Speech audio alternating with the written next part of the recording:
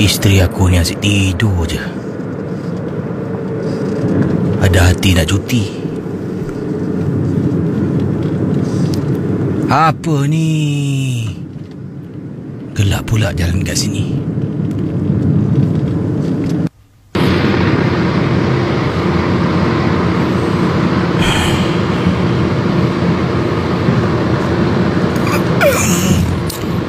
Abang, kita kat mana ni? Ini ni, dekat Karak. Lagi sejam sampailah. Awak ni tidur je. Kata nak teman saya. Saya pun ngantuk tau. Pakal je lah awak tak boleh mandu. Kalau tak, awak pandu saya tidur. Alah bang, saya penat lah bang. Okey, saya bangun temankan abang jangan tidur. Bang, apa? Abang nampak tak tadi? Apa dia?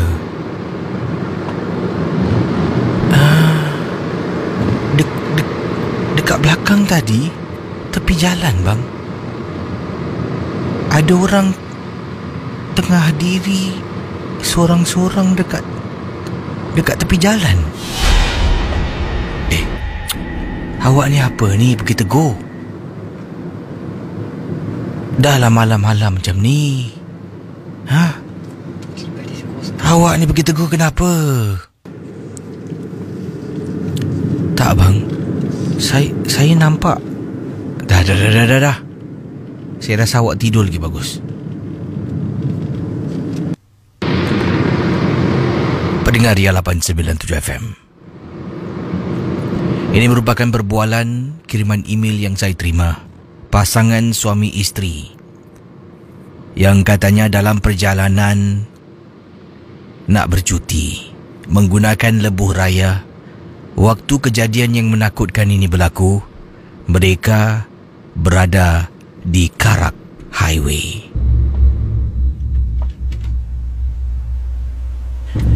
Jadi pada mulanya, kata Suhaimi, isteri saya janji dia nak temankan saya dalam perjalanan ketika kita pergi bercuti. Apa yang terjadi pada malam ini dimaksudkan? Dalam perjalanan isteri saya terlelap. Tinggal saya seorang diri yang juga rasa mengantuk dan penat. Tapi tetap teruskan perjalanan. Pandu pun tak laju. Saya ikut lorong kiri.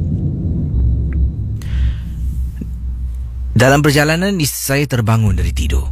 Saya pun menegur. Saya kata, awak ni kata nak temankan saya, awak yang tidur.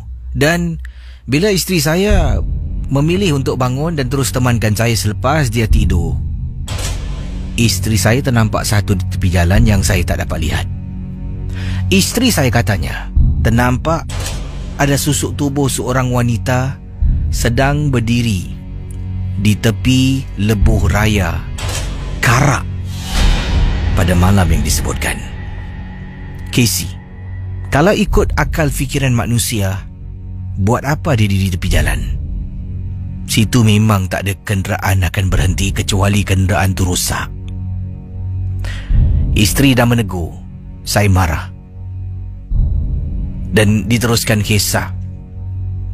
Dalam perjalanan, setelah saya marah isteri saya pun kembali baring di mana tempat duduk sandah tu dikebelakangkan dan badannya miring pusing ke sebelah kiri, seolah-olah merajuk dengan saya sebab saya menegur dia. Dia menegur sesuatu yang dia ternampak awal tadi. Pandu punya pandu. Jadi apa yang berlaku? Isteri saya ni bercakap dengan saya, tapi dia tengok kiri, saya tak dapat lihat wajahnya. Berbual. Lagi lama ke? Nak dekat ni lagi sejam gitu sampailah. Awak pergilah rehat. Awak tidur sudah. Tak apa, saya boleh tahan. Kemudian isteri saya cakap lagi, saya penat lah. Yalah, sebab tu saya suruh awak tidur. Awak tidurlah. Nanti dah sampai saya kejut. Saya penat tunggu. Dari tadi saya tunggu. Tunggu apa? Dah lah pergi tidur. Pergi tidur. Tak. Penat menunggu dekat tepi jalan. Tadi isteri kau juga yang nampak aku. Sayang? Sayang? Sayang? Ya bang. Sayang pura-pura tidur ni. Tadi sayang berbual dengan abang Berbual apa bang? Abang tolong tak? Boleh tak bang? Abang ni nak apa sekarang?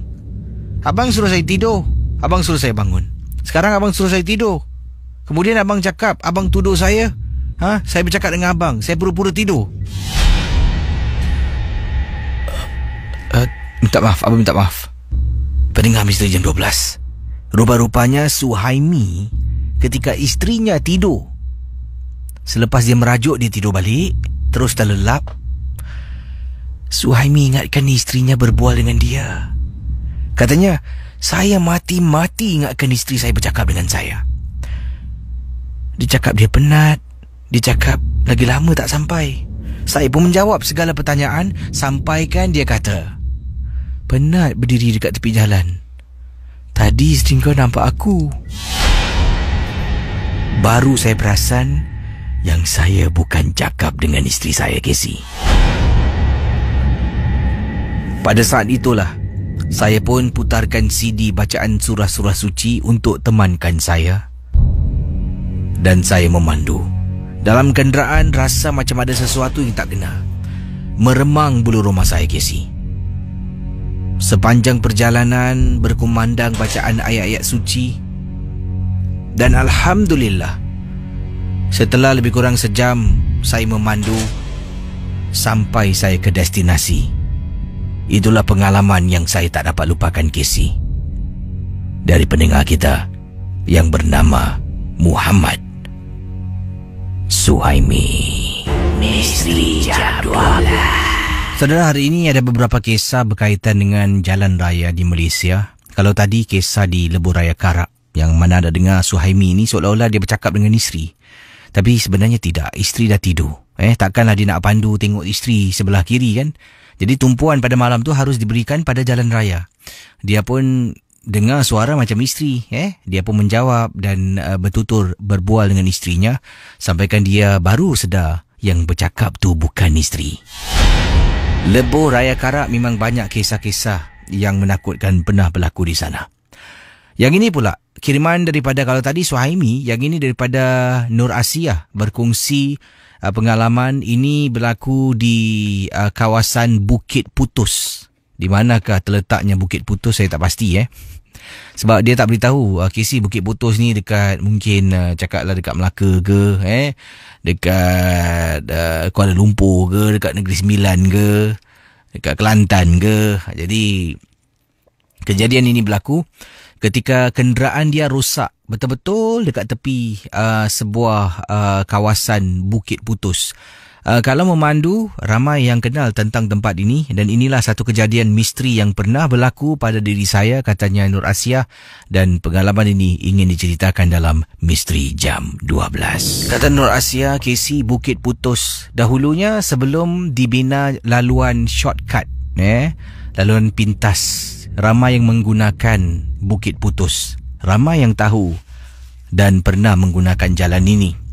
Tapi setelah jalan pintas ataupun jalan shortcut ni dibina untuk kegunaan ramai, Bukit Putus, sebuah laluan yang dahulu kala pernah menjadi laluan yang sibuk, sekarang ini menjadi jalan raya yang jarang digunakan dan seolah-olah seperti terbengkalai. Yalah, kalau kita boleh sampai ke satu tempat, dari A ke B, mungkin misal kata dahulu memakan masa 1 jam. Dengan ada laluan yang baru, A ke B mungkin memakan masa setengah jam. Siapa yang nak lalu jalan yang 1 jam tu? Sebab itulah jalan yang dimaksudkan agak kosong dan tidak ramai yang menggunakannya. Jadi begini kisah yang diceritakan. Kenderaan saya rosak dekat jalan Bukit Putus pada waktu yang disebutkan. Waktu itu, Bukit Putus dah pun jarang digunakan. Saya menggunakan laluan tersebut sebab saya kalau nak ke rumah mak saudara, harus menggunakan laluan Bukit Putus. Jadi kenderaan rosak pada waktu malam, kata Nur Asia. Sedang memandu, tiba-tiba kereta saya ni terinjut-injut dan sempat saya untuk masuk ke sebelah kiri dan akhirnya kenderaan saya berhenti. Tidak dapat diteruskan perjalanan. Kemudian saya mengeluarkan telefon bimbit saya. Saya menelefon mak saudara saya dan juga bapa saudara saya memberitahu tentang kenderaan saya yang rosak. Hello? Siapa ni? Ni Mak Long ni. Siapa tu? Mak Long. Ni Sia lah Mak Long. Sia, kau kat mana? Tak sampai-sampai pun. Mak Long, masalah ni, kereta Sia rosak. Mak Long boleh minta tolong tak Pak Long datang sini jemput Sia? Nanti aku cakap dengan Pak Long. Kau kat mana ni? Sia dekat jalan Bukit Putus. Kau seorang? Ya, Sia seorang dekat Bukit Putus. Sia? Ya Mak Long. Sia jangan keluar dari kereta Sia duduk dalam kereta, tunggu sampai Pak Long datang. Apa berlaku, Sia jangan buka pintu. Jadi pada mulanya saya ingatkan, Mak Long saya ni nasihatkan saya jangan keluar dari kenderaan, duduk dalam kenderaan. Mungkin kerana dia takut ada perompak.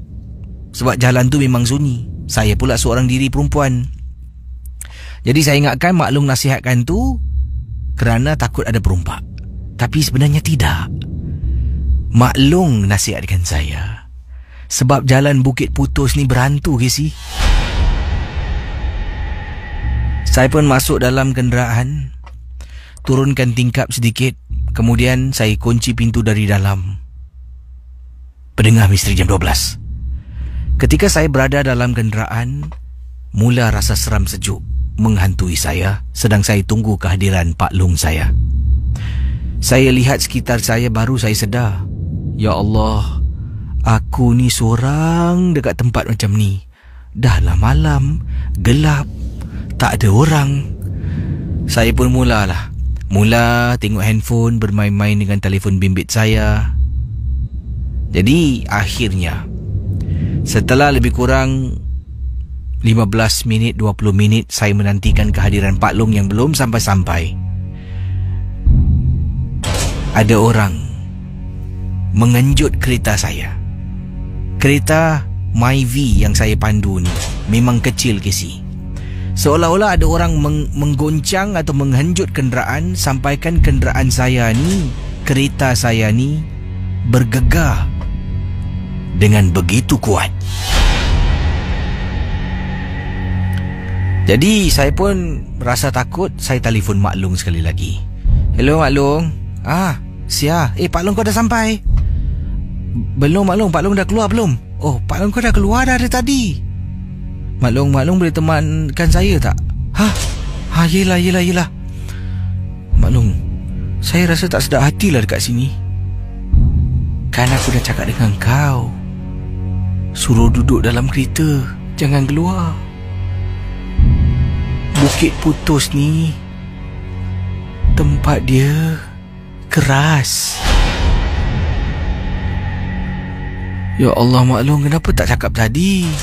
Tadi saya ingatkan Mak Long suruh duduk dalam sebabnya takut ada perompak. Tempat tu perompak pun takut nak kerja, kata Mak Long saya sambil berseluruh nak ajak bergurau dengan saya. Rasa saya ni masih semakin takut dibuatnya. Kisah nak tunggu Pak Long belum sampai-sampai. Kemudian Mak Long saya kata, Sia, kau baca ayat kursi Sia? Baca. Saya pun mula baca. Mak Long pun ikut saya baca dalam telefon. Baca dan baca dan baca. Akhirnya Pak Long sampai.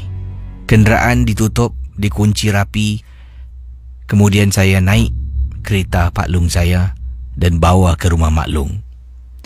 Bila berada di rumah Mak Long, saya pun bertanya, Mak Long, tadi tiba-tiba Mak Long suruh saya baca surah Ayatul Kursi. Kenapa Mak Long Bila kau tengah cakap dengan Mak Long dalam telefon, Mak Long dengar ada orang macam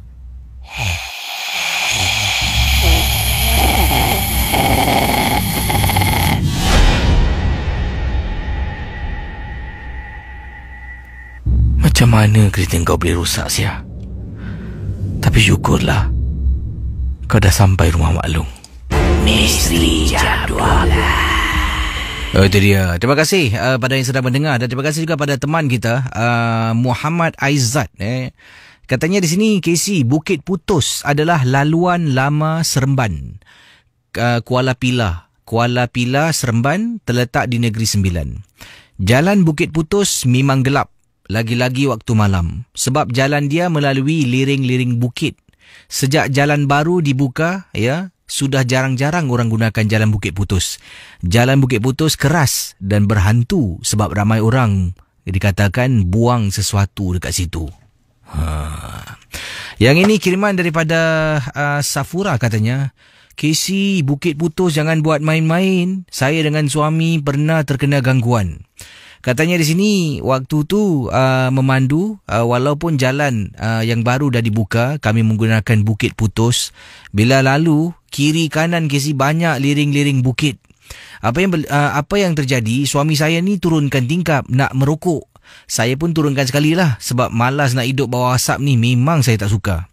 Sedang suami merokok, tiba-tiba dalam perjalanan tingkap kiri dengan kanan terbuka, macam mana tak boleh masuk rambut hitam tebal berkibaran masuk daripada tingkap saya. Pada mulanya saya ingatkan kain. Saya tolak bila pegang, ya Allah, rambut orang. Saya terpekik, suami pusing tengok saya. Saya hanya pejam mata, ambil tangan kiri dengan kanan tutup mata saya kerana dalam keadaan ketakutan. Jangan main-main, KC. Kalau KC nak, cubalah pergi Bukit Putus. Itu laluan memang dah jarang digunakan, tapi memang tempat tu keras. Terima kasih dari Safura. Wow. Wah, Bukit Putus ni hot topic hari ni. Jadi mungkin ada yang pernah menggunakan Bukit Putus, seperti yang mana diceritakan oleh teman kita awal tadi. Kalau mungkin ada kisah yang ingin disampaikan, anda boleh hubungi saya di 669-11897. 669-11897. Mungkin ada di antara anda juga mempunyai pengalaman berkaitan dengan Bukit Putus. Mengapa tidak? Tapi sekarang ini daripada Malaysia kita kembali ke Singapura. Pengalaman selanjutnya ini ingin saya sampaikan, datangnya daripada mana ni? Okey, ini dari Wak Mus. Wak Mus berkongsi pengalaman beliau yang pernah terkena ataupun pernah ternampak sesuatu yang amat menakutkan dalam hidupnya. Jadi kita teruskan Misteri Jam 12. Kisah Wak Mus yang diceritakan begini, pengalaman yang dikatakan di sini. Saya ni ada seorang cucu, saya ada seorang cucu, anak saya adalah seorang ibu tunggal. Jadi setiap malam saya akan jemput anak saya dari kolong blok. Dan saya juga adalah seorang datuk dan seorang ayah. Isteri saya dah meninggal dunia. Jadi dalam rumah tu, saya, anak perempuan saya dengan cucu saya tinggal serumah. Anak perempuan akan minta bantuan saya untuk turun bawah untuk jemput dia naik ke atas sebab dia takut. Tapi takkanlah saya nak tinggalkan cucu saya seorang diri dalam rumah. Cucu saya ni baru berusia 4 tahun, KC. Jadi hampir setiap kali kalau anak saya bekerja dan balik malam, kalau waktu dia balik malam agak lewat, dia akan beritahulah, katanya, bapak boleh tolong tak malam ni fetch Nur dari bawah. Nanti saya akan turun dengan cucu saya. Jadi kerap kali itulah saya turun bawah dengan cucu. Cucu akan ikut saya duduk dekat bawah di kolong blok. Ada kalanya cucu saya ni akan berlari-lari dekat kolong blok dan saya pernah marah. Katanya nak main-main boleh tapi jangan bising. Sebab dia lari-lari, kadang-kadang dia akan terpekik-pekik. Seolah-olah ni macam ada orang yang kejar dia. Sampaikan pada satu hari, saya tengah duduk dekat bawah blok, sedang menantikan kepulangan anak saya yang akan menaiki transport yang disiapkan oleh tempat tugasnya. Saya tengah berdiri. Ya, bayangkan tengah berdiri, kemudian duduk, berdiri.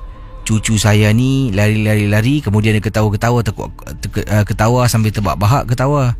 Kemudian saya dengar suara, shh, macam orang marah tau. Mungkin kerana cucu saya bising. Saya pun panggil cucu saya. Saya kata, dah lah, tak mau main bising-bising duduk sini. Kalau tak, kita duduk tempat lain. Jadi dia pun dengar kata saya. Dia duduk dengan saya.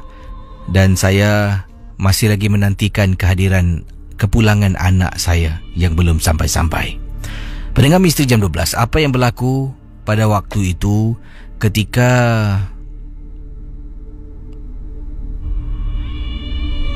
anak saya dah nak dekat sampai, cucu saya ni kelihatan sedang bercakap dengan seorang perempuan. Perempuan ni sedang berada dekat kawasan laluan lari-lari anak, jogging track. Sebab depan rumah saya ada satu tempat untuk anda berlari-lari anak. Jadi saya nampak cucu saya sedang bercakap dengan seseorang dekat track larian tu. Kemudian saya panggil beberapa kali untuk cucu saya datang kepada saya. Cucu saya datang, jemput ibunya dan terus naik ke atas rumah. Pendengar Misteri Jam 12, bila dalam rumah, anak saya ketuk pintu ketika semua dah nak tidur. Katanya, "Bapak, tolong pak, tolong pak." "Kenapa?" "Ni Danish tengok." Cucu saya, seluruh tubuh menggeletar. Badannya suhu dah naik. Walaupun tak pegang termometer, hanya dengan pegang bahagian tengkuk, leher dan dahi, saya dapat rasakan suhu badan cucu saya meningkat naik. Kemudian yang paling menakutkan apabila anak saya kata, Bapak dengar pak, Bapak dengar apa dia cakap?" "Saya takut lah pak, Bapak dengar." Cucu saya cakap, kata Wak,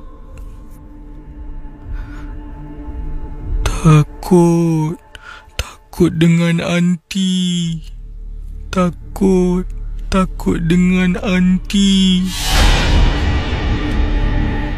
kata cucu saya beberapa kali. Danish tak mau takut. Danish kan good boy. Danish kuat kan? Danish tak mau takut, okey? Atuk ada kat sini, ya? Kemudian saya ambil cucu daripada pelukan isteri. Saya dukung cucu. Sambil saya berjalan, saya membaca surah Bismillahirrahmanirrahim. Saya baca surah. Cucu saya dalam masih berbisik, Takut dengan nanti. Takut dengan nanti." "Danish, mana ada nanti? Dekat dalam rumah ni cuma ada ibu dengan atuk. Danish nak kena kuat tau." Kemudian saya tergerak hati. Bila anak saya masuk dalam bilik nak ambil sesuatu, saya pun dukung, di mana badannya saya kedepankan depan saya. Saya pegang, saya tanya, Danish boleh tunjuk atuk? Anti tu dekat mana? Dalam rumah ke luar rumah?" Saya nak letakkan dia dekat atas lantai supaya dia dapat tunjukkan saya, tapi dia enggan. Dia tak nak turun. Dia cuma tunjuk dekat depan, dalam bilik anak saya. "Danish, anti tu dekat mana dalam bilik ibu?" Cucu saya angguk. Dia dekat mana? Atas katil ke?" Terus dia diam.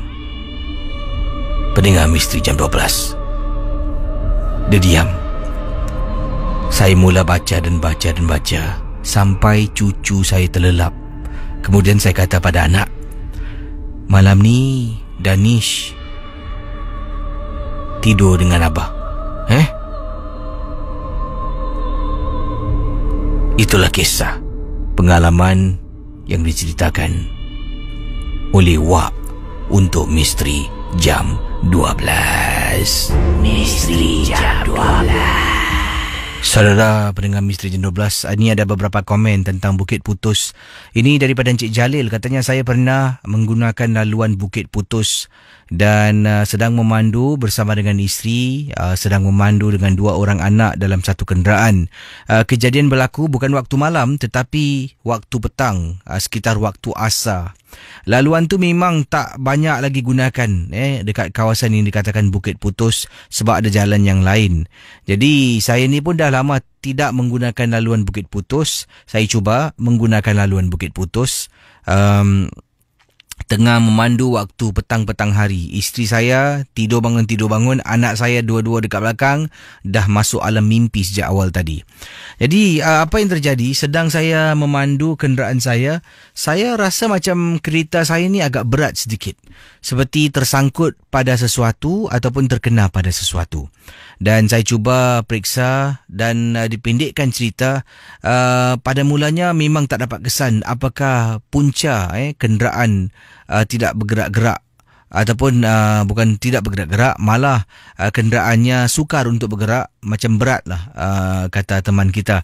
Jadi akhirnya bila saya dah habis melepasi kawasan yang mungkin ada sejarah hitam, saya dapati bahagian belakang kereta saya ni seolah-olah ada macam cap tangan orang yang tekan kenderaan saya.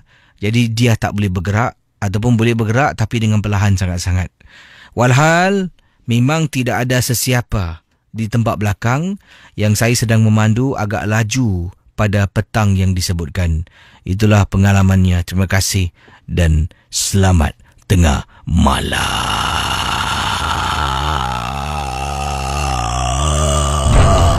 Baik, terima kasih pada anda semua. Terima kasih pada rakan-rakan. Tadi sedang lagu diputarkan, sedang saya baca sebenarnya. Saya tiba-tiba terpanggil nak baca kisah-kisah tentang berkaitan Bukit Putus. Ramai yang berkongsi tentang Bukit Putus, jadi saya pun terpanggil dan ketika lagu diputarkan, wow, macam-macam kisah berkaitan Bukit Putus dan ada gambar-gambar yang menunjukkan kawasan Bukit Putus pada waktu malam, pada siang hari pun dah seram. Jadi mungkin ada di antara anda pernah mengalami kisah misteri berkaitan dengan Bukit Putus. Anda juga boleh email kepada saya ataupun boleh hubungi saya di talian 669 11897 669 11897 dalam rancangan Misteri Jam 12. Terima kasih pada semua geng-geng momok yang sedang mendengar sekarang ini. Terima kasih pada anda yang sudi mendengar rancangan MJ12 dan juga kalau anda ingin berkongsi kisah ataupun ada peristiwa yang tak dapat dilupakan, juga boleh email ke alamat djkc897@gmail.com dan ria@mediacorp.com.sg ataupun misterijam12@gmail.com. Jadi mungkin ada juga yang pernah berkongsi peristiwa yang menakutkan. Yang ini kiriman daripada Abdul Latif. Katanya beliau juga pernah terlibat dalam satu kemalangan. KC Bukit Putus ni adalah sebuah laluan yang banyak bengkang-bengkok, yang banyak seliko lah erti kata lain. Dan kalau pandu laju-laju pasti akan berlakunya, akan menantikan kemalangan untuk berlaku. Jadi kejadian ini berlaku apabila saya sedang memandu di Bukit Putus. Apabila dalam keadaan saya pandu tu, pada saya tak laju, saya pun tidak memecut. Cuma oleh kerana selikonya terlampau tajam dan mendadak, saya hampir-hampir terbabas dan hampir-hampir terkena bahagian tepi jalan. Mujurlah saya dapat hentikan kenderaan saya. Jadi apa yang terjadi, setelah saya dapat hentikan kenderaan, saya pun keluar sekejap lah untuk lihat kalau mungkin tayar saya yang meletup ke ataupun ada terlanggar sesuatu. Sebab awal tadi bila tengah memandu, saya cuba belok, seperti ada orang tolak tangan saya. Tangan tengah pegang steering wheel ni, kata beliau, kata Abdul Latif, tengah pegang steering wheel, belok sikit ikut seliko. tiba-tiba seperti ada orang tolak tangan saya, sampaikan saya tertarik dan tertolak steering wheel sampai hujung. Itu yang membuat saya hilang kawalan pada kenderaan, dan waktu yang sama saya boleh rasakan seperti saya terlanggar sesuatu. Sebab itu saya keluar seketika untuk periksa apa yang mungkin tersangkut dekat bawah, ataupun ada tak saya terlanggar batu menyebabkan tayar saya bocor. Mungkin kerana itulah saya hilang kawalan kenderaan, tetapi tidak sama sekali. Malah saya cuba ingat balik, saya rasa macam tangan saya ditolak dengan sengaja ketika saya memandu dekat kawasan Bukit Putus. Jadi banyak sebenarnya kisah-kisah pengalaman tentang Bukit Putus ni. Anda boleh Google dan banyak kisah-kisah yang ada di internet. Sekarang ini saya nak berkongsi satu lagi peristiwa. Anda bayangkan ini dikunjungi oleh orang yang dah pun meninggal dunia. Dikunjungi katanya oleh seseorang yang dah pun meninggal dunia. Kalau sudah bersedia, kita teruskan Misteri Jam 12. Misteri Jam 12. Baik, saudara pendengar Misteri Jam 12, berikut ini kisah yang ingin saya bacakan datang daripada Su yang ketengahkan satu peristiwa. Ini berkenaan dengan makcik beliau yang dah pun meninggal dunia. Kata Su, beberapa hari selepas makcik meninggal dunia, dia terkena gangguan yang mana seolah-olah arwah datang dan berada dekat tingkap bilik yang nak masuk ke dalam rumah. Kejadian ini terjadi pada saya. Saya adalah orang yang terkena gangguan yang mana seolah-olah seperti makcik, arwah makcik yang dah pergi, dah dikebumikan, berada dekat tingkap bilik saya nak masuk dalam rumah. Sebenarnya saya antara mereka yang terjejas kerana saya ni terlampau rapat dengan makcik saya. Sejak makcik saya terkena sakit bara, saya ni yang paling rapat. Makcik saya ni tidak mempunyai anak, jadi saya ni seolah-olah macam dianggap macam anak sendiri. Pendengar Misteri Jam 12, Su berkongsi pengalaman ketika makcik saya dalam keadaan tenat. Saya sedih sangat-sangat, sampaikan saya tak dapat mengawal perasaan dan emosi saya apabila makcik saya mengembuskan nafas yang terakhir di sebuah hospital di Singapura. Saya menangis terisak-isak tak henti-henti. Pemergian makcik adalah satu perkara yang paling sedih dalam hidup saya. Malah bila saya pulang, saya sendiri tidak dapat menahan sebab dan dipendekkan cerita, itulah bila saya balik ke rumah, ketika saya berada dalam bilik, saya dapati seolah-olah makcik saya datang menziarah saya yang sedang dalam keadaan kesedihan. Jadi saya tengah duduk dekat atas katil pada waktu itulah. Jadi beliau ni langsung saya langsung tidak ada perasaan takut. Malah kesedihan menyelubungi saya. Saya sedang duduk di atas katil, tutup pintu bilik, saya tak nak berbual dengan sesiapa, tak nak bercakap, tak nak berborak-borak, tak nak orang layan dan tanya saya khabar. Saya tutup pintu bilik, buat hal sendiri dalam bilik saya. Terkenangkan pengalaman manis bersama dengan arwah makcik. Jadi pendengar Misteri Jam 12, apabila tengah duduk dekat katil dalam bilik, tiba-tiba saya dengar dengan jelas, ini datang daripada tingkap bilik rumah saya.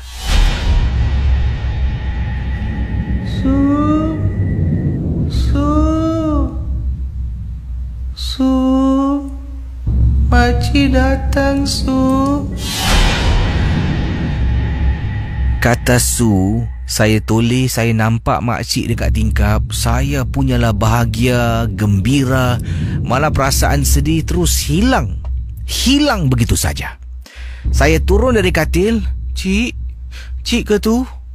Saya pergi dekat tingkap. Saya berdiri dekat tingkap. Saya berbual dengan makcik, arwah makcik yang dah meninggal. Cik, kenapa cik tinggalkan Su? Cik jangan tinggalkan Su lah, cik datang sini. Sampaikan pendengar Misteri Jam 12. Perbualan saya dengan makcik saya kononnya dekat tingkap bilik didengari oleh bapa saya. Bapa saya ketuk pintu. So, buka pintu, So. Bapa buka pintu, saya kelam kabut lari naik atas katil. So, Tadi Su cakap dengan siapa? Ha? Cakap dengan bapak. Su nak pakai...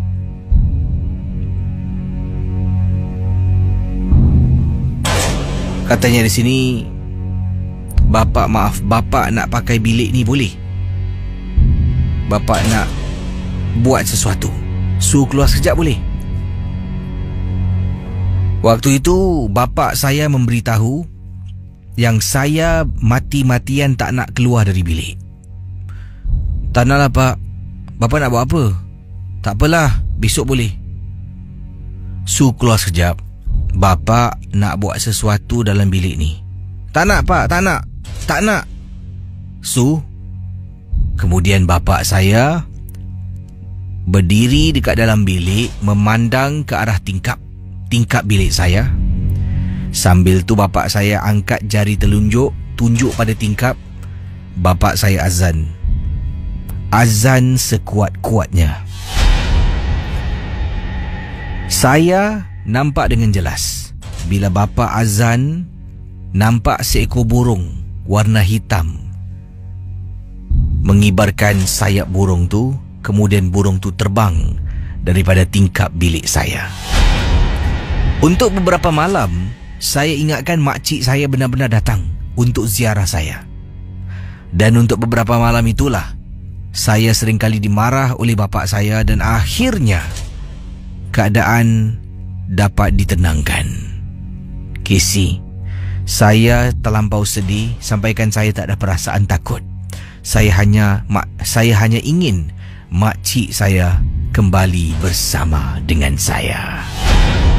Misteri Jam 12.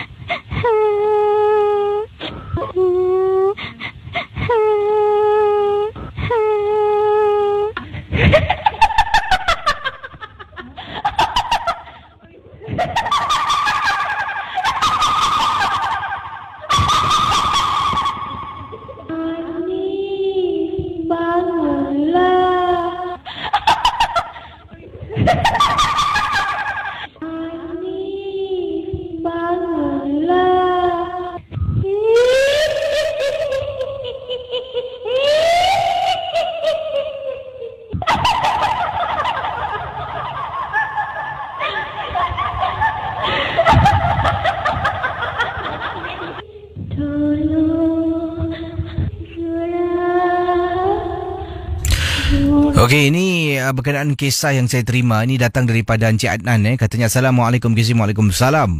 Saya tertarik dengan kisah yang Kisi kongsi tentang Bukit Putus dan saya pernah juga ada satu pengalaman di Bukit Putus. Bukit Putus ini memang kiri kanan dengan hutan dan pokok-pokok yang pohon-pohon yang tinggi dan tebal, dan juga ada kawasan lurah bukit dan juga ada kawasan bukit-bukit. Kalau waktu malam memang gelap, situ tidak ada lampu jalan, dan Bukit Putus ni banyak jalan yang bengkok-bengkok ataupun banyak seliko-seliko. Kena memandu di sana dengan hati-hati. Dekat satu sudut ni, Casey, di Bukit Putus, nanti ada tempat kelompok monyet-monyet suka berkumpul. Dan monyet-monyet liar ni akan berkumpul di tepi jalan. Nanti dinantikan sajalah sesiapa yang memandu, mungkin dia akan mereka yang tahu tentang kehadiran monyet ni akan campak makanan macam-macam benda lah. Makanan dia akan campak kacang, roti. Dan ini kejadian berlaku waktu tu sekitar jam 7 lebih malam. Saya menggunakan laluan Bukit Putus. Bukan nak dibuat cerita, tetapi inilah pengalaman yang benar-benar berlaku kepada diri saya. Bila dekat satu seliko ni, katanya di tepi seliko ni ada kawasan agak ada ruang yang mana ruang ni banyak monyet-monyet. Pada waktu itu, waktu senja nak dekat maghrib tu, berkumpul dekat atas ruang kecil di seliko yang saya nak belok ni. Dan apa yang terjadi, monyet ni berkumpul begitu banyak. Apabila saya perlahankan kenderaan, saya dah keluarkan standby roti tau. Jadi roti tu saya campak. Bila saya campak roti, tiba-tiba tersalah campak. Tengah memandu ni tersalah campak, roti tu tercampak dekat depan. Nak tak nak saya kena tekan brek. Sebabnya monyet-monyet semua dah lari depan kenderaan makan roti yang saya campak. Satu pack Saya campak. Jadi saya kena tekan brek dan cuba elak perlahan-lahan.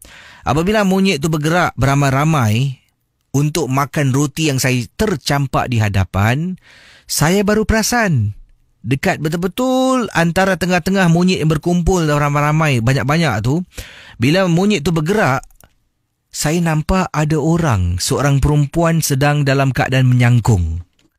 Bayangkan pendengar Ria 897 FM, saya mula-mula tak perasan sangat. Apabila saya toleh nak tengok tempat yang sama, saya nampak susuk tubuh seperti seorang perempuan dalam keadaan menyangkung.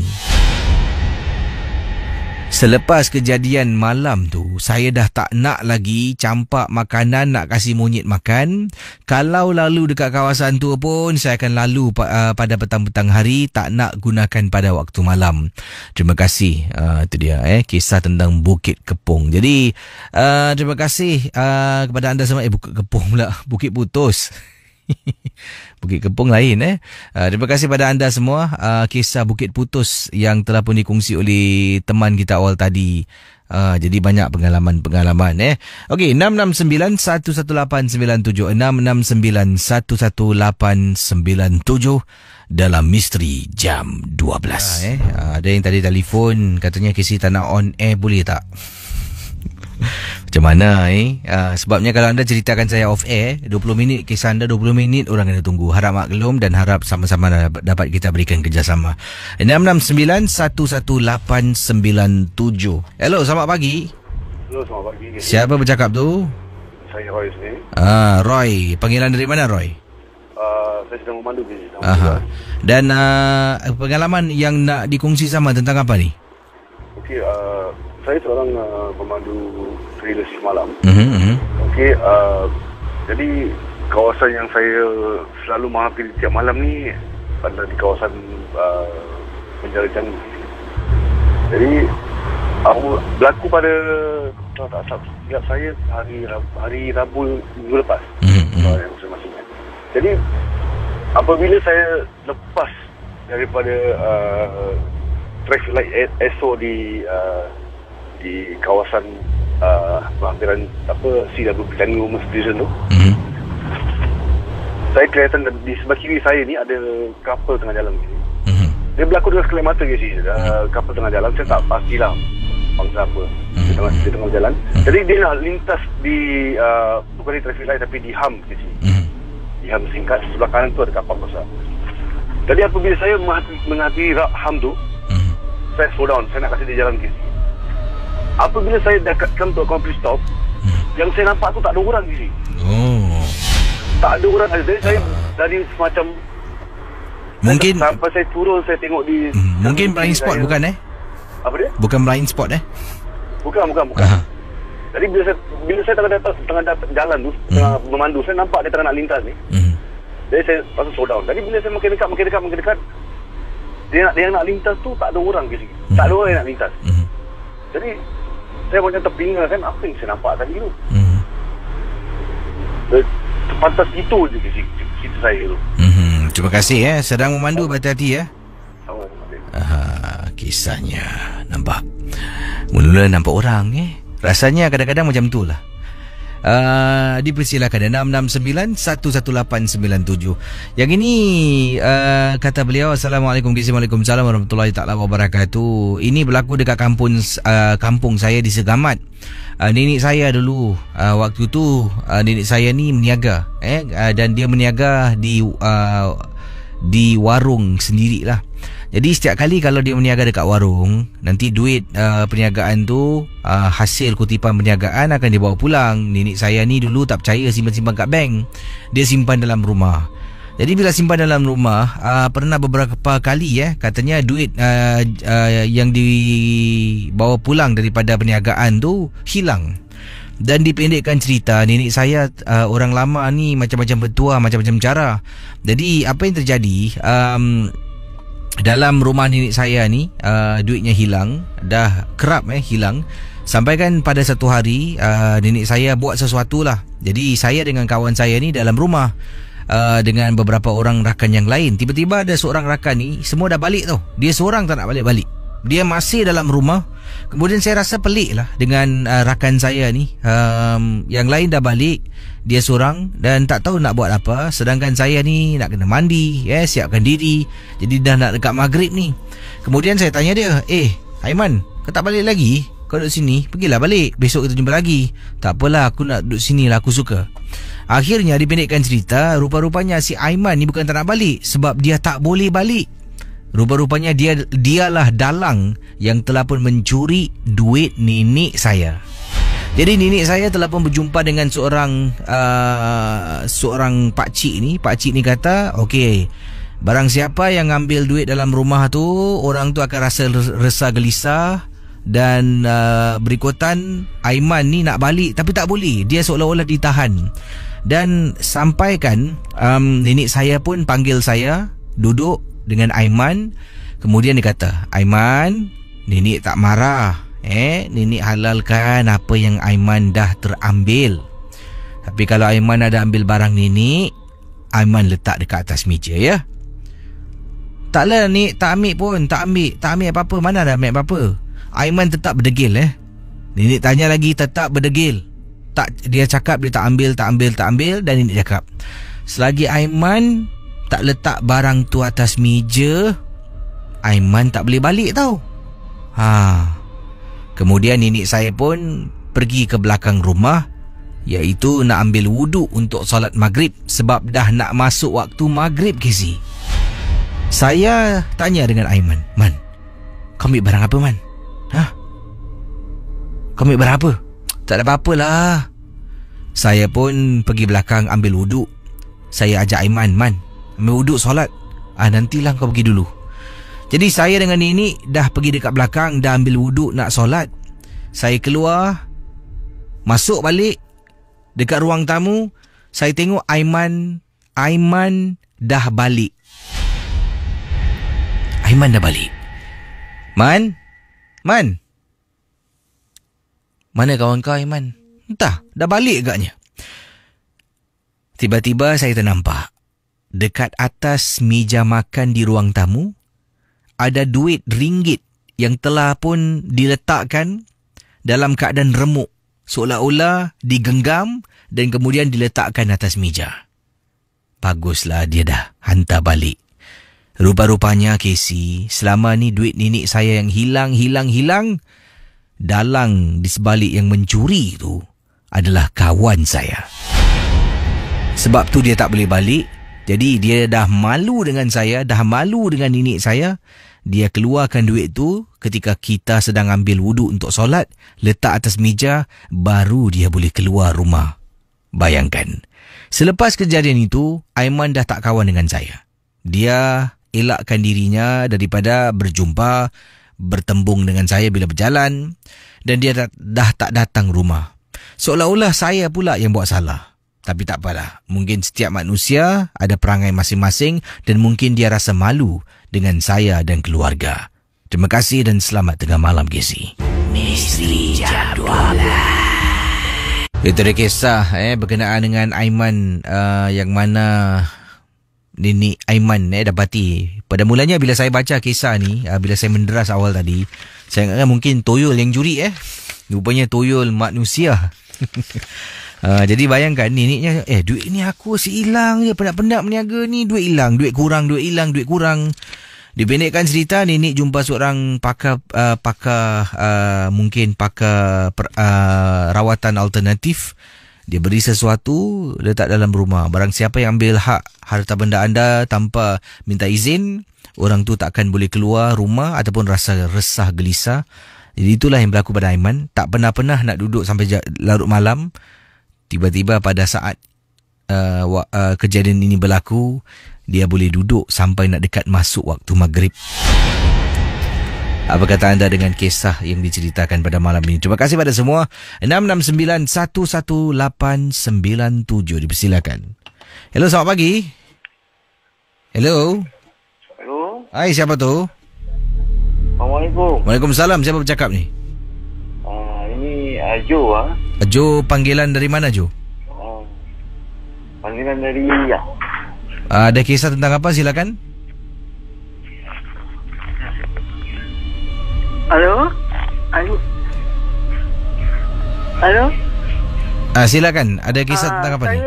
Saya Haja Sapia. Haja Sapia. Saya Mokyo. Ada pengalaman tentang apa ni? Silakan. Tentang rumah saya.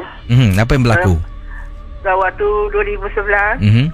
Waktu tu saya seorang diri. Saya balik daripada kawan-kawan saya dalam pukul 11. Jadi saya pun ambil semayang. Semua saya nak mandi ambil semayang. Habis semayang saya duduk dalam bilik berfikir. Tiba-tiba dengar bunyi orang masuk. Sekali saya tengok, saya ni seorang. Siapa lagi seorang ni?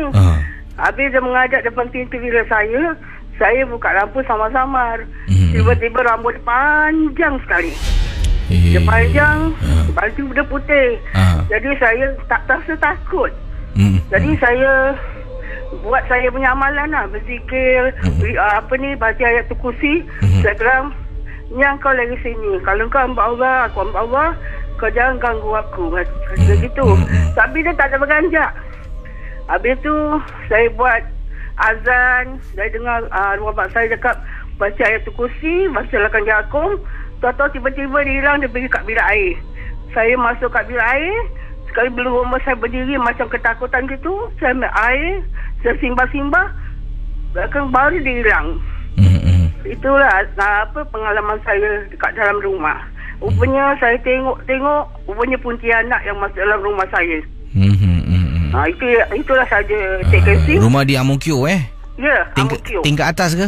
Tingkat 2. Tingkat 2. Blok 314. Terima kasih ya. Sama-sama Casey. Kembali. Itu dia kisah. Terima kasih pada puan ya. Silakan 669 11897. Selamat pagi pada semua yang sedang mendengar, yang berada di Facebook Ria juga terima kasih. Yang ini kiriman yang ringkas saya nak bacakan sebelum saya jawab panggilan sebentar nanti. Ini datangnya daripada mana ni? Nuraini. Katanya, Assalamualaikum Kisi. Waalaikumsalam. Saya dahulu pernah berkenalan dengan seorang lelaki. Dan katanya di sini lelaki yang saya berkenalan ni sebenarnya saya terjumpa dia, terserempak dengan beliau di pusat tukaran bas. Kemudian dia menghampiri saya. Katanya dia nak minta tolong, nak cari tempat yang dimaksudkan ni lah. Jadi saya pun cakap saya nak jelaskan susah, tapi saya boleh tunjukkan lah di mana tempatnya. Waktu tu pun saya dah tak ada apa-apa acara. Saya pun memang nak pulang ke rumah. Jadi sedang berjalan-jalan saya pun berbual-bual, bercakap-cakap dengan dia. Dia pun berbual-bual dan dari situ kami menjadi kawan. Dan apa yang terjadi satu hari itu bila dia ajak jumpa lah, katanya nak jumpa, nak keluar sebagai seorang kawan. Saya pun kata okey lah, jumpa dekat mana. Jadi dia pun buat temu janji. Ingat lagi waktu itu nak jumpa di Tampines Mall. Jadi saya pun tunggu dekat Tampines Mall. Janjinya pukul 8.30. Kemudian dah masuk pukul 9. Kemudian dah masuk pukul 9.30. Tak sampai-sampai ni. Saya pun cuba hubungi beliau beberapa kali tetapi tak dapat. Dan apa yang berlaku, keesokan harinya saya pun harinya saya hubungi beliau sebab dah tak jumpa lagi. Saya telefon tak dapat. Dia seolah-olah tak nak jawab panggilan saya. Dan dipendekkan cerita, akhirnya saya bila nak pulang tu daripada Tampines Mall nak pergi rumah saya boleh naik bas yang akan pusing jauh ataupun saya boleh jalan kaki. Jadi bila jalan kaki saya kena jalan dekat kolong-kolong blok. Alangkah terperanjatnya apabila saya ternampak kawan baru saya tu dekat kolong blok. Jadi saya pun tegur dia. Saya kata, tadi telefon janji kata nak turun, tak turun. Kemudian dia kata sorry ya, minta maaf lah, ada masalah, ada problem. Okey lah. Jadi saya dapat lihat wajahnya macam seolah-olah tak cukup tidur, macam penat, rambutnya kusut masai. Saya pun kata padanya, kalau awak ada masalah ke, nak perlukan seseorang bercakap, beritahu saya lah. Kalau saya boleh tolong, saya tolong. Kalau saya boleh dengar, saya sudi mendengarnya. Jadi dia kata okey lah, nanti dia akan cuba hubungi. Saya pun jalan beberapa tapak ke depan, saya toleh belakang. Dan kemudian dia sedang duduk. Apa yang berlaku dekat saya bila saya pusing belakang ni, saya ternampak dekat atas lantai. Dia tengah duduk di bangku. Saya nampak dekat atas lantai, seolah-olah macam ada susuk tubuh manusia sedang berpeluk pada kakinya. Pada mulanya saya ingatkan orang bila saya toleh, saya ternampak, saya tenung dan renung, macam ada sesuatu yang tak kena. Seolah-olah ada makhluk ataupun benda halus sedang berpaut pada kaki lelaki ini. Saya sendiri takut nak berkawan dengan dia. Saya sendiri yang hilangkan diri dan tak nak lagi hubungi beliau. Sampai sekarang saya tak tahu apa jadi dengan dia. Itulah pengalaman saya. Terima kasih. Hello, selamat pagi. Halo, Keseh, apa khabar? Assalamualaikum. Waalaikumsalam, ya. Ya, Pak Radin. Silakan. Ya. Pak Radin percaya tak? Ini orang kalau cakap nanti orangnya aku buat cerita. Tapi Keseh percaya tak? Makin high-tech selfie, makin high-tech juga orang boleh tersampuk, Keseh. Ini kes kronik tak? Ini Pak Radin cakap ikhlas, orang kata kirakan anak-anak ini apa tahu orang kata kirakan anak-anak muda, Keseh. Itu pasal Pak Radin cakap, apa yang dipanggil selfie? Selfie ni memang high-tech kamera, kita boleh ambil gambar bersama-sama. Tapi janganlah kau bila kau selfie, kau ambil tempat-tempat yang kronik. Ini apa tau Keseh, Pak Lee cakap apa tau? Kes living couple. Living couple ni kirakan suami isteri Keseh. Itu pasal Pak Lee cakap, Wak Imam kau suami isteri, atau kau kalau anak-anak muda zaman sekarang, kalau kita nak berselfie Keseh, carilah tempat yang tidak begitu dipanggil apa tau, alam gaib yang berkeliling di daerah situ Keseh. Keseh tahu tak? Selfie ni ciptaan manusia yang Allah Ta'ala beri akal, boleh saja bukan saja menangkap wajah kita, tapi selfie ni boleh juga menangkap wajah orang kata benda-benda alam gaib yang halus Keseh. Dan kadang ni Pak Lee cakap apa punca dia? Orang tersampuk gara-gara selfie Keseh. Sebab apa Pak Lee cakap?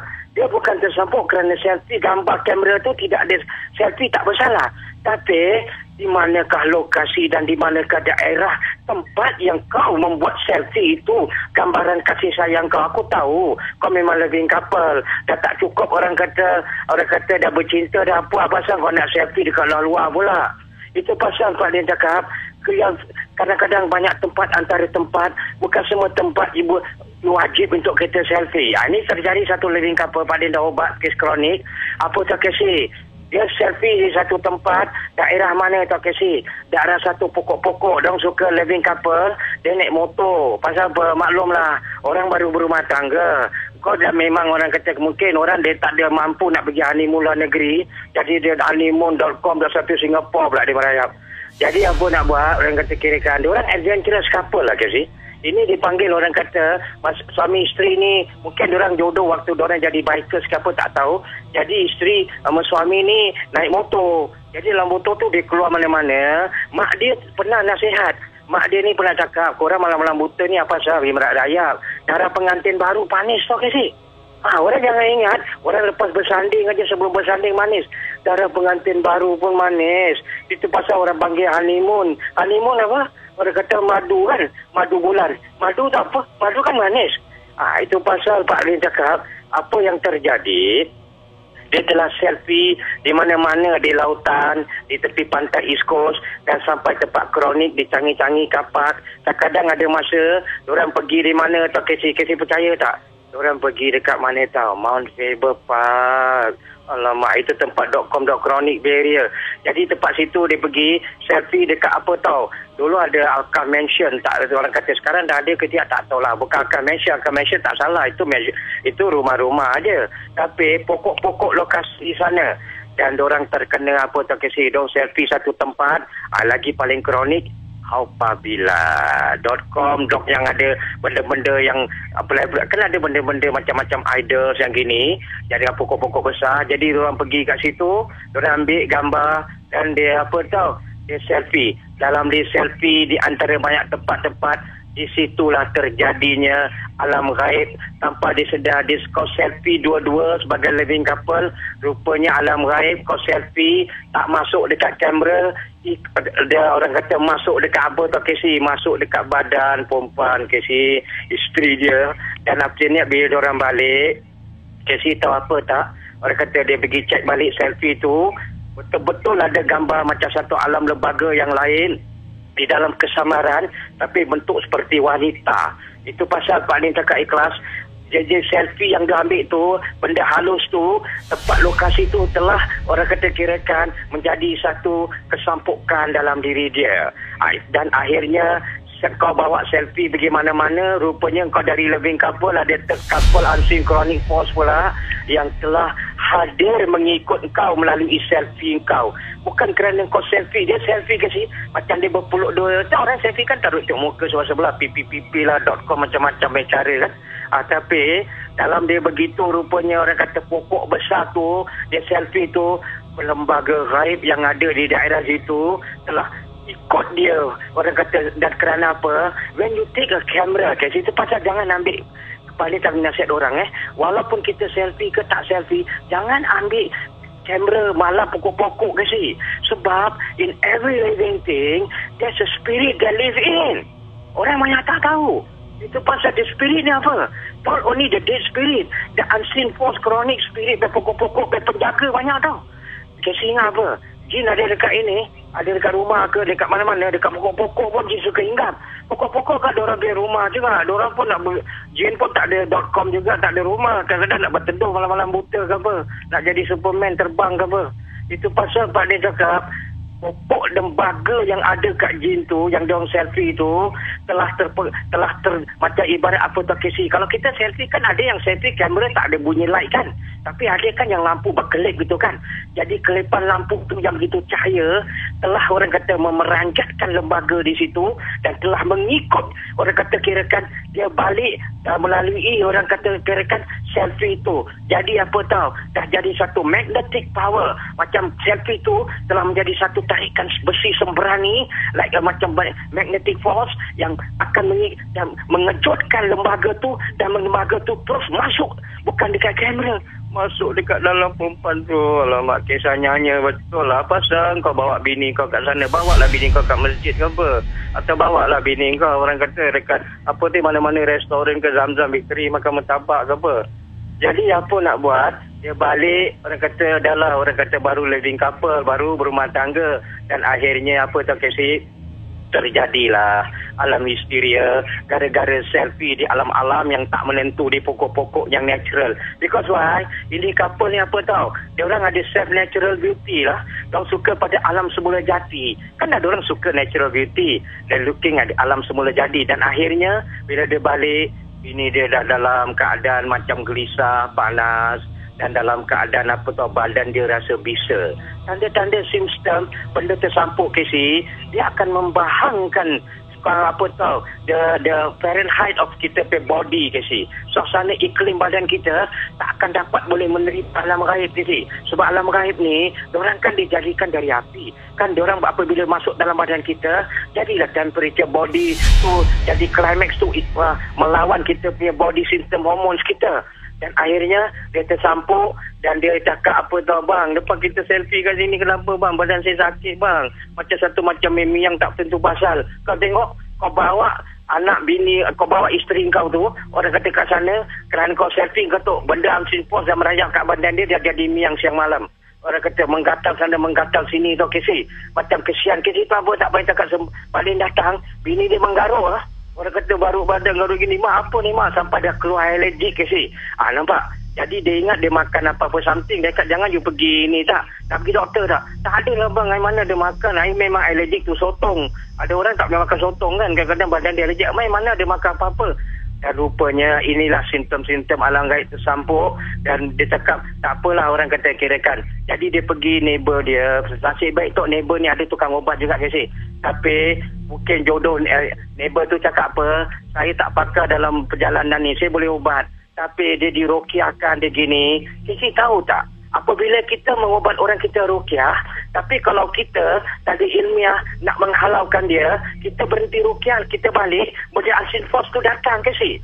Itu pasal bagi seorang pakar, kita berkongsi bukan aku nak anggap ke apa Paling cakap, apabila kita ruqyah, di manakah alam halus tu pergi? Where does it go? Dia bukan kadang-kadang alam halus dia ada kepala batu .com nonsense.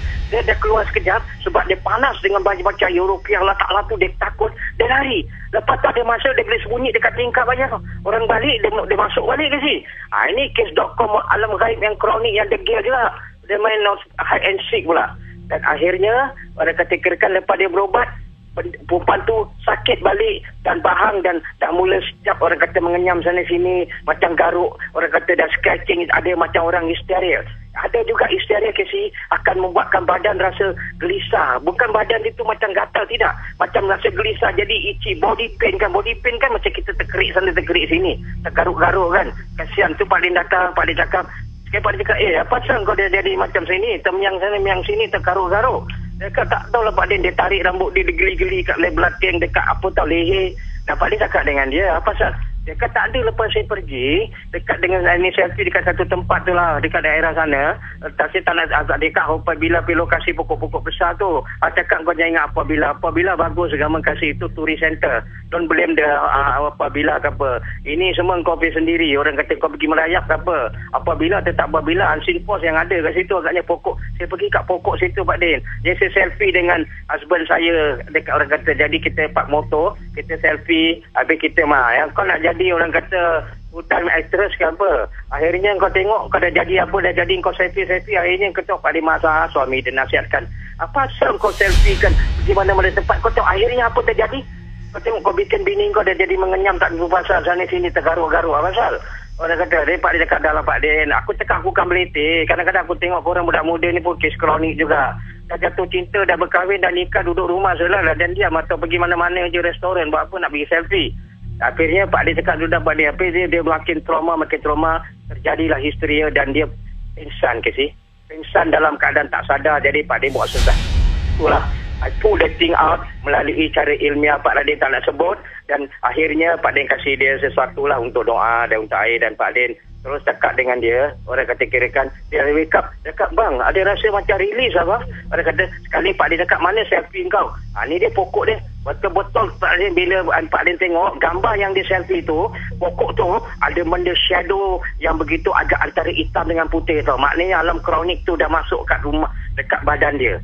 Jadi Pak Din buat sesuatu. Jadi tujuan cerita Pak Din, Pak Din nasihat aku sayang, korang macam saudara Janganlah selfie, banyak selfie antara selfie. Janganlah selfie di sebarangan tempat. Kita tak tahu di mana pokok-pokok yang kau selfie. Kau ingat tak living couple? Rupanya ada living couple in love pula dengan korang. Akhirnya dia masuk ke badan bini kau. Nasib baik dan selamat. Itu sajalah. Assalamualaikum. Waalaikumsalam warahmatullahi ta'ala wabarakatuh. Terima kasih kepada Pak Din.